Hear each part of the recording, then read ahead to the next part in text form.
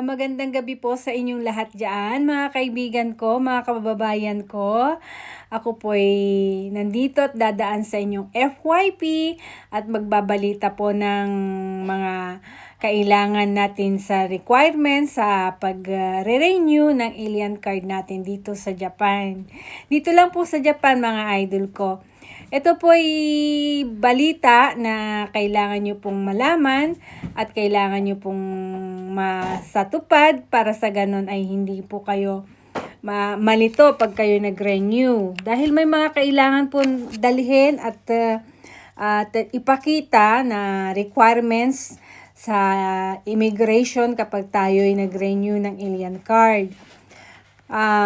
Ito po yung mga kinukuha sa City Hall, katulad po ng Kase, Shomensho at saka Nose, Shomensho. Ang Kase Shomensho po ay yung income natin sa isang taon at kung magkano po ang binabayad natin tax. Ang Nose Shomensho naman po ay doon po nila makikita kung nagbabayad po tayo ng tax. Kailangan po natin dalhin itong requirements na to. Ito po yung nakukuha natin sa Shaksho, sa City Hall ho. Kung saan po kayo nandoon, doon nyo po makukuha yung mga requirements na to. Kailangan nyo pong dalhin to at ipakita. At yun ang isa sa hinihiling at hinihingi ng immigration po na ating requirements.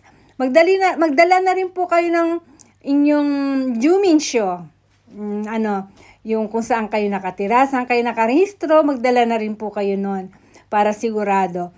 Dalhin nyo po yung passport nyo, syempre, para sa ganon ay hindi na po kayo babalik sa bahay nyo at hindi po maksaya ang inyong mga oras. Yun lang po mga kaibigan ko dyan. Ako po ay naglilingkod at ipinamamalita po sa inyo ito. Maraming po salamat. Dito lang po sa Japan to ha. Itong news na to. Maraming salamat po sa inyong pakikinig. At kung mayroon man akong hindi magandang nasabi dito, pasensya na lang po. Maraming salamat uli. Ito po si MM Forevermore Forever yan.